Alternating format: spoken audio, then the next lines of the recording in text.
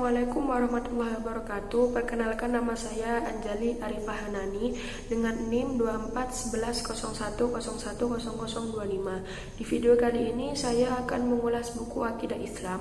Buku ini dari Universitas Ahmad Dahlan. Di dalam buku ini terdapat 5 bab. Bab yang pertama yaitu konsep dasar akidah Islam. Bab yang kedua yaitu iman kepada Allah, iman kepada malaikat, iman kepada kitab-kitab. Dan bab yang ketiga yaitu iman kepada nabi dan rasul, iman kepada hari kiamat, dan iman kepada qada dan qadar. Bab yang keempat yaitu syirik, dan bab yang kelima yaitu jin, iblis, dan setan. Bab yang pertama, konsep dasar akidah Islam. Yang pertama, pengertian akidah. Akidah itu akidah secara bahasa artinya ikatan atau perjanjian. Sedangkan secara istilah, akidah itu suatu kebenaran yang dapat diterima oleh manusia melalui akal dan fitrah. Akidah ini bersumber dari Al-Quran dan As-Sunnah. Jadi semua yang disampaikan oleh Allah melalui Al-Quran dan Rasulullah melalui sunnahnya wajib kita imani. Fungsi akidah sebagai landasan utama manusia dalam menjalani kehidupan dan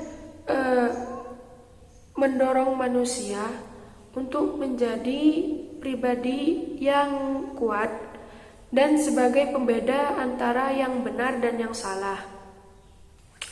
Ruang lingkup akidah. Ruang lingkup akidah ini ada 4. Yang pertama ilahiyat, yang kedua nubuat, yang ketiga ruhaniyat, yang keempat sam'iyat.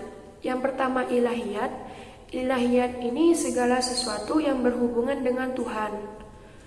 Terus nubuat, segala sesuatu yang berhubungan dengan nabi dan rasul. Dan yang ketiga ruhaniyat. Ruhaniyat ini segala sesuatu yang berhubungan dengan alam metafisik, seperti contohnya malaikat, jin, roh, dan lain-lain. Kemudian yang terakhir sam'iyat. Sam'iyat ini segala sesuatu yang hanya bisa diketahui melalui dalil nakli, seperti Al-Quran dan As-Sunnah. Kemudian Islam. Pengertian Islam secara bahasa yaitu damai atau sejahtera.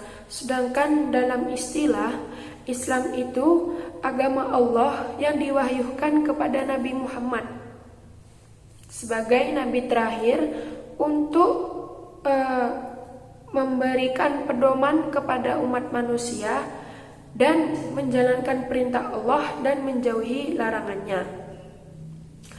Nah, aspek ajaran Islam ini ada 4. Yang pertama akidah, yang kedua akhlak, yang ketiga ibadah, yang keempat muamalah. Yang akidah ini maksudnya bersih dari sifat kemusyrikan. Yang akhlak, nilai akhlak yang sesuai dengan ajaran Islam. Yang ketiga ibadah. Semua yang dibawa oleh Rasulullah itu dikerjakan dan tidak ada tambahan atau pengurangan dari manusia. Kemudian yang terakhir muamalah, pengelolaan dunia dan pembinaan masyarakat berdasarkan ajaran Islam. Selanjutnya bab yang kedua yaitu iman kepada Allah, iman kepada malaikat, dan iman kepada kitab-kitab. Iman secara bahasa artinya keyakinan atau kepercayaan, sedangkan secara istilah yaitu pembenaran kepada ketentuan Nabi dan Rasul yang dibuktikan melalui perbuatan manusia. Iman kepada Allah. Iman kepada Allah artinya kita menyembah dengan sepenuh hati dan menjalankan perintahnya dan menjauhi larangannya. Sifat-sifat Allah itu ada 13. Wujud, qidam, baqo, mukhalafatul lil hawadisi, qiyamu binafsihi, wahdaniyat, qudrat, iradat, ilmu, hayat, sama, basar. Terus sifat jaiz Allah itu fi'lu kulli mumkinin aw tarkuhu. Kemudian selanjutnya iman kepada malaikat. Iman kepada malaikat artinya kita meyakini bahwa Allah menciptakan malaikat ini makhluk yang tidak tampak, makhluk yang selalu taat dan patuh terhadap perintah Allah. Kemudian malaikat yang wajib kita imani itu ada 10. Malaikat Jibril, malaikat Israil, malaikat Israfil, malaikat Mikail, malaikat Mungkar Nakir, malaikat Raqib Atid, malaikat Malik Ridwan. Malaikat Jibril bertugas sebagai menyampaikan wahyu. Malaikat Mikail bertugas sebagai pembagi rezeki melalui hujan. Malaikat Israfil meniup sangkakala di hari kiamat. Malaikat Israil sebagai pencabut nyawa manusia. Malaikat Mungkar Nakir menanyai di alam kubur. Malaikat Raqib Atid sebagai pencatat amal buruk dan amal baik manusia. Malaikat Ridwan dan Malik sebagai penjaga di neraka dan surga. Selanjutnya yaitu kitab-kitab Allah. Iman kepada kitab-kitab Allah artinya kita meyakini bahwa Allah menurunkan wahyu, menurunkan kitab kepada Rasul sebagai pedoman manusia. Kitab yang wajib kita imani itu ada 4, yaitu kitab Taurat yang dibawa oleh Nabi Daud. Kemudian yang kedua kitab Injil yang dibawa oleh Nabi Isa. Kemudian yang ketiga kitab Taurat yang dibawa oleh Nabi Musa. Dan yang terakhir yaitu adalah Al-Quran yang dibawa oleh Nabi Muhammad. Selanjutnya bab yang ketiga yaitu iman kepada Nabi dan Rasul, iman kepada hari kiamat, dan iman kepada qada dan qadar. Iman kepada Nabi dan Rasul adalah kita meyakini dengan sepenuh hati bahwa Allah telah mengutus para Nabi dan Rasul untuk menyampaikan wahyu dan membimbing manusia ke jalan yang benar. Sifat Nabi dan Rasul itu ada 4. Yang pertama sidik, artinya benar. Yang kedua amanah, jujur. Yang ketiga tabligh, menyampaikan. Yang terakhir yang keempat yaitu adalah fatonah, cerdas.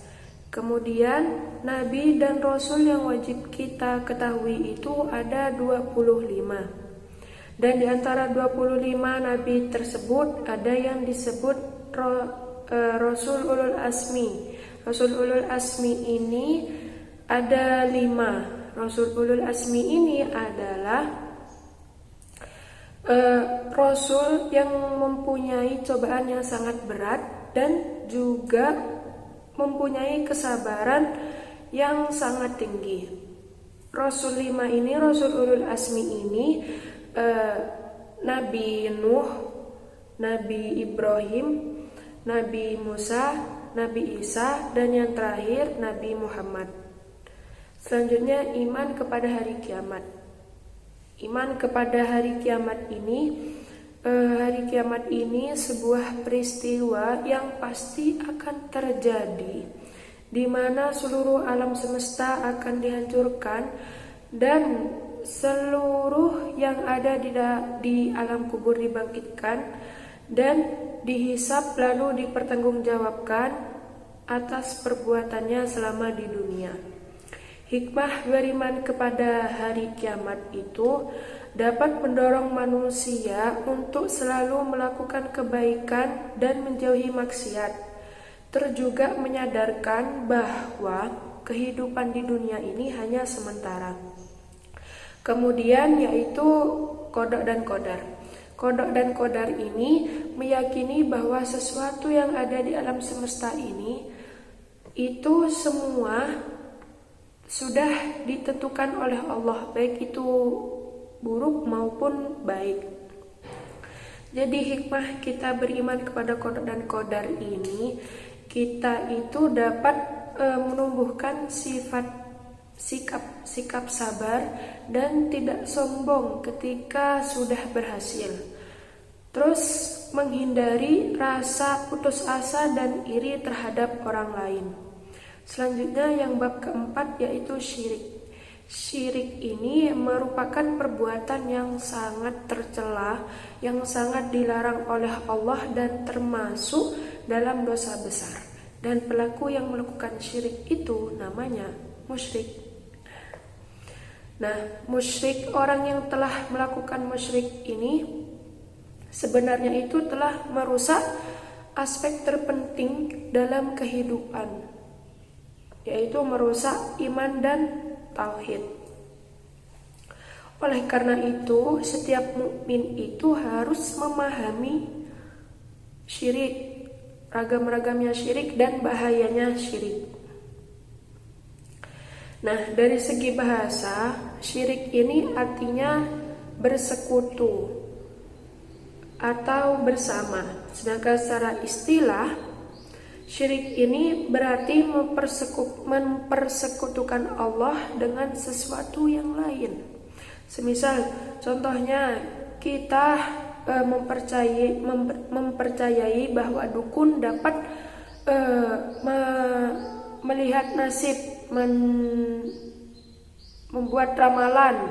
Itu termasuk perbuatan syirik. Dan tingkatan syirik ini ada dua.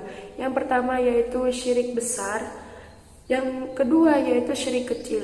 Syirik besar itu artinya menyekutukan Allah dengan makhluk lain secara terang-terangan dalam hal yang seharusnya itu hanya kepada Allah. Nah, semisal contohnya kita berdoa dan meminta pertolongan kepada orang yang sudah meninggal. Perbuatan syirik ini perbuatan syirik yang tersembunyi, karena si pelaku tersebut tidak menyadari kalau ia itu sedang meminta doa dan meminta permohonan kepada orang yang meninggal, dan beranggapan bahwa orang meninggal itu mengabulkan doa dan permintaannya itu melalui Allah. Kemudian yang kedua yaitu syirik kecil. Syirik kecil ini semua perkataan dan perbuatan yang dapat membawa manusia ke kemusyrikan. Semisal contohnya bersumpah selain nama Allah, itu juga termasuk syirik kecil. Terus kemudian menggunakan azimat. Azimat itu barang yang dipercaya mempunyai kesaktian, itu juga termasuk syirik kecil. Terus kemudian seperti mempercayai ramalan, hal itu juga termasuk dalam syirik kecil. Terus kemudian bab yang kelima yaitu jin, iblis, dan setan. Jin, iblis, dan setan ini merupakan makhluk ciptaan Allah yang terbuat dari api. Jin, iblis, dan setan ini merupakan makhluk halus yang diciptakan Allah melalui api. Mereka juga ada yang beriman dan juga ada yang durhaka kepada Allah. Nah, orang yang dikuasai oleh setan dan melupakan Allah itu disebut hizbu asyaiton atau golongan para syaiton. Nah, agar kita terhindar dari gangguan setan, iblis, jin, Allah mengajarkan beberapa bacaan seperti ayat kursi, terus pembacaan surat An-Nas, surat Al-Falaq. Nah, terus juga apalagi ayat kursi itu juga termasuk. Jadi cukup sekian, saya hanya mengulas sedikit. Saya suka terhadap buku ini karena buku ini dapat mudah untuk dimengerti. Cukup sekian dari saya, Anjali Arifah Hanani. Kurang lebihnya mohon maaf apabila ada salah kata. Wassalamualaikum warahmatullahi wabarakatuh.